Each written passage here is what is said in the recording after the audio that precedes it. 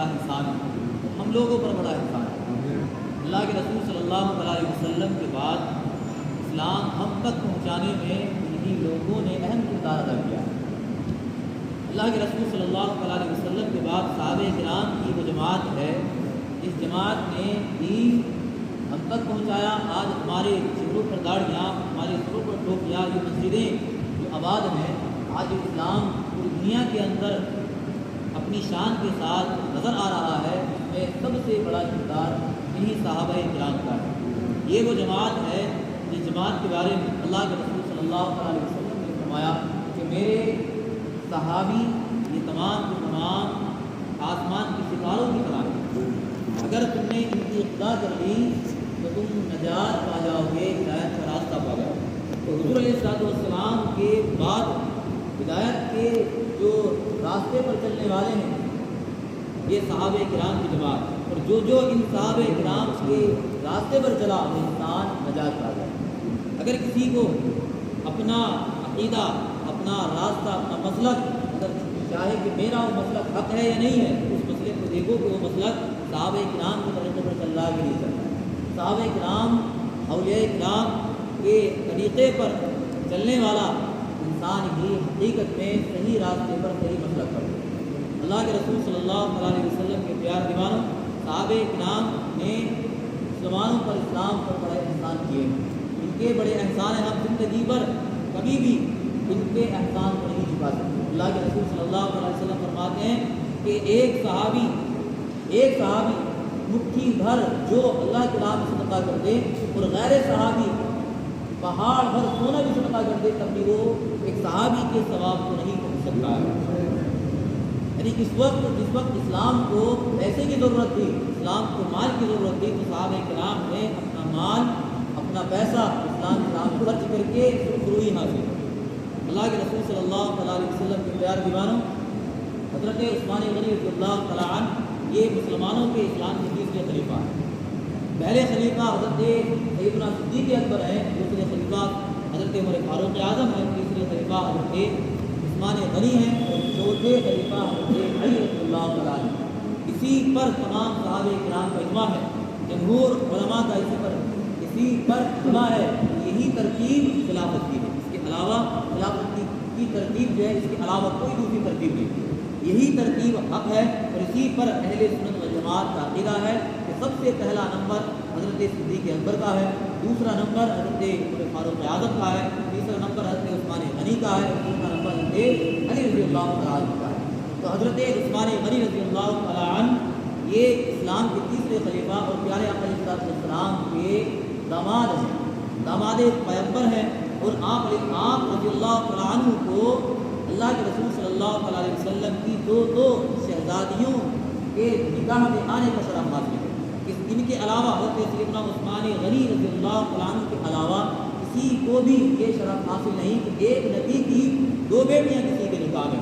اللہ کے رسول صلی اللہ علیہ وسلم کی پہلی بیٹی حضرت رقیہ رضی اللہ عنہا اعلان نبوت سے پہلے آپ کے نکاح میں تھی۔ جب جنگ بدر ہوئی، جنگ بدر کے موقع پر آپ کی بیٹی کا انتقال، حضرت رقیہ کا انتقال ہوا۔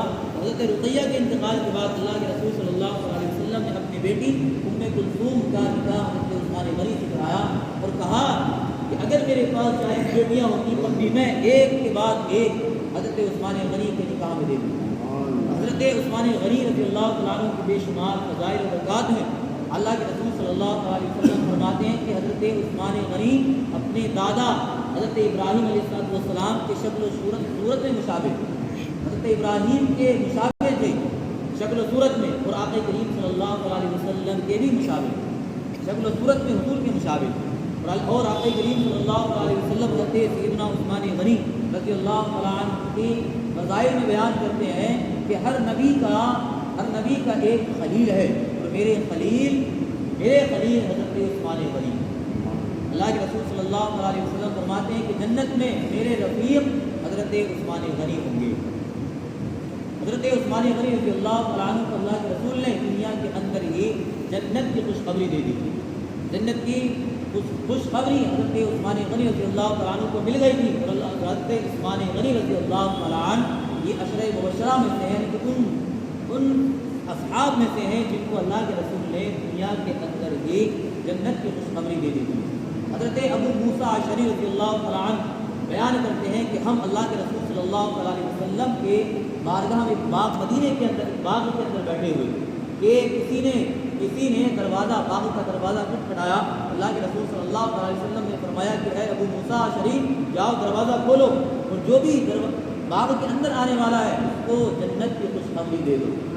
تو حضرت ابو بکر صدیق رضی اللہ تعالیٰ عنہ آئے اور حضرت ابو موسیٰ اشعری رضی اللہ تعالیٰ عنہ نے حضور کا فرمان سنا دیا اور کہا کہ اے ابو بکر تم کو اللہ کے رسول نے جنت کی خوشخبری سنائی۔ حضرت ابو بکر رضی اللہ تعالیٰ عنہ نے اللہ کے رسول صلی اللہ علیہ وسلم کا شکریہ ادا کیا اور اللہ رسول کی حمد بیان کی۔ دوسرا آنے والا آیا، دوسرے انسان نے بھی دروازہ کھٹکھٹایا اور اللہ کے رسول صلی اللہ علیہ وسلم نے کہا اے ابو موسیٰ اشعری جاؤ دروازہ کھولو۔ دروازہ کھولنے کے حضرت عمر فاروق اعظم دروازے کے اندر باغ کے اندر داخل ہوئے۔ اللہ کے رسول نے فرمایا کہ اے ابو موسیٰ اشعری اے ابو موسیٰ عمر فاروق اعظم کو جنت کی خوشخبری دے۔ تیسرے حضرت عثمان غنی رضی اللہ تعالیٰ عنہ نے دروازہ کھٹکھٹایا۔ جب باغ کے اندر داخل ہوئے تو حضور نے فرمایا کہ اے ابو موسیٰ جاؤ دروازہ کھولو اور اندر آنے والے کو جنت کی خوشخبری دے دو۔ حضرت عثمان غنی رضی اللہ تعالیٰ عنہ باغ کے اندر داخل ہوئے۔ حضرت ابو موسیٰ اشعری نے حضرت عثمان غنی کو جنت کی خوشخبری دی۔ یہ وہ جماعت ہے جس جماعت کو اللہ کے رسول صلی اللہ علیہ وسلم نے دنیا کے اندر ہی جنت کی خوشخبری دے دی تھی۔ اور حضور علیہ الصلوۃ والسلام کے اس حدیث پاک سے ہمیں یہ بات بھی پتہ چل گئی کہ اللہ کے رسول صلی اللہ علیہ وسلم جنت کے مالک ہیں۔ جس کو چاہیں جنت دے دیں، جس کو چاہیں انعام دے دیں، جس کو چاہیں حضور علیہ الصلوۃ والسلام جیسے انعام و اکرام سے نوازیں۔ حضور تو اس کائنات کے مالک ہیں، اس کائنات کی جان ہے۔ حضور ہیں تو اس کائنات میں جان ہے، حضور نہیں تو اس کائنات میں کوئی جان نہیں۔ اللہ کے رسول صلی اللہ علیہ وسلم کے پیار دیوانوں حضرت عثمان غنی رضی اللہ تعالیٰ عنہ یہ واقع فیل یعنی کہ وہ واقعہ جس میں یمن کے بادشاہ پر ابابیلوں نے جو حملہ کیا تھا، اس حملے کے 6 سال کے بعد حضرت عثمان غنی رضی اللہ تعالیٰ عنہ پیدا ہوئے۔ اور حضرت عثمان غنی رضی اللہ تعالیٰ عنہ کا حضور سے رشتہ کیا ہے؟ حضرت عثمان غنی رضی اللہ تعالیٰ عنہ کا حضور سے رشتہ یہ ہے کہ حضرت عثمان غنی اللہ کے رسول صلی اللہ علیہ وسلم کی پھپھیری بہن کے بیٹے، آپ کی پھوپھی زاد بہن کے بیٹے حضرت عثمان غنی رضی اللہ تعالیٰ عنہ۔ یہ رشتہ حضور علیہ الصلوۃ والسلام سے ان کا خاندانی ان کا رشتہ داری کا یہ رشتہ ہے کہ حضرت عثمان غنی رضی اللہ تعالیٰ عنہ حضور علیہ الصلوۃ والسلام کی پھوپھی کے بیٹے، پھوپھی زاد بہن کے بیٹے ہیں۔ اور حضرت عثمان غنی رضی اللہ تعالیٰ عنہ نے جب سے حضور علیہ الصلوۃ والسلام کے ہاتھ پر ایمان لے کر کے آئے ہیں تب سے حضرت عثمان غنی نے اپنی شرمگاہ پر ہاتھ نہیں لگایا۔ اور حضرت عثمان غنی رضی اللہ تعالیٰ عنہ مکمل با حیا تھے، ان کے اندر حیا ٹوٹ کر کے بھری ہوئی تھی۔ یہاں تک حیا اتنی ان کے اندر جا گزری تھی کہ حضرت عثمان غنی رضی اللہ تعالیٰ عنہ جب کسی آڑ میں نہایا کرتے تھے، غسل فرمایا کرتے تھے تو اپنی سیدھی کمر سیدھی کر کے نہیں غسل فرمایا کرتے تھے بلکہ احمد باندھ کر کے اور جھک کر کے غسل فرمایا کرتے تھے۔ یہ حیا کا عالم تھا۔ اور آپ کی حیا کا عالم یہ تھا کہ اللہ کے رسول صلی اللہ علیہ وسلم فرماتے ہیں کہ میں عثمان سے حیا کیوں نہ کروں کہ عثمان سے تو فرشتے بھی حیا کرتے ہیں، فرشتے بھی حضرت عثمان سے حیا کرتے ہیں، تو میں کیوں حضرت عثمان سے حیا نہ کروں۔ اللہ کے رسول صلی اللہ علیہ وسلم نے حضرت عثمان غنی رضی اللہ تعالیٰ عنہ کو بے شمار آپ کی فضیلتیں بیان کی ہیں۔ حضرت عثمان غنی رضی اللہ تعالیٰ عنہ نے اپنا سب کچھ حضور کی راہ میں قربان کر دیا۔ آپ کی سخاوت کا حال یہ تھا کہ آپ کو اللہ کے رسول صلی اللہ علیہ وسلم نے آپ کی سخاوت کے چرچے کیے۔ حضرت عثمان غنی رضی اللہ تعالیٰ عنہ نے مسلمانوں کے لیے بیر روما خرید کر کے وقف کر دیا۔ بیر روما مدینے کے اندر ایک کنواں تھا، وہ کنواں ایک یہودی کے قبضے میں تھا اور یہودی اس پانی کو بڑے مہنگی قیمت میں مسلمانوں کو دیا کرتا تھا۔ اللہ کے رسول صلی اللہ علیہ وسلم نے فرمایا کہ کون ہے جو اس کنویں کو خرید کر کے مسلمانوں کے لیے وقف کر دے؟ تو حضرت عثمان غنی رضی اللہ تعالیٰ عنہ آگے آئے اور آپ نے اس کنویں کو خرید کر کے مسلمانوں کے لیے وقف کر دیا۔ تو اللہ کے رسول صلی اللہ علیہ وسلم نے فرمایا کہ آج عثمان غنی نے، عثمان ابن عفان نے آج اس کام کے بدلے، اس کنویں کے بدلے جنت خرید لی۔ اللہ کے رسول صلی اللہ علیہ وسلم فرماتے ہیں کہ حضرت عثمان غنی رضی اللہ تعالیٰ عنہ نے 2 مرتبہ جنت خریدی۔ غزوہ تبوک کے موقع پر 1000 اونٹ اور 10,000 سونے کے سکے اللہ کے رسول صلی اللہ علیہ وسلم کی بارگاہ میں نچھاور کر کے حضرت عثمان غنی نے جنت کو خریدا. اور ایک دیر روما خریدتے وقت اللہ کے رسول نے فرمایا کہ دیر روما خریدنے کے بعد حضرت عثمان غنی نے جنت کو خرید لیا ہے. اور اللہ کے رسول صلی اللہ علیہ وسلم کے پیار دیوانوں، حضرت ایک مدینے کے اندر ایک انصاری صحابی ہیں. انصاری صحابی کے گھر میں ایک منافق انسان کا کھجور کا درخت ایک انصاری صحابی کے گھر میں لٹکا ہوا تھا، چھپا ہوا تھا.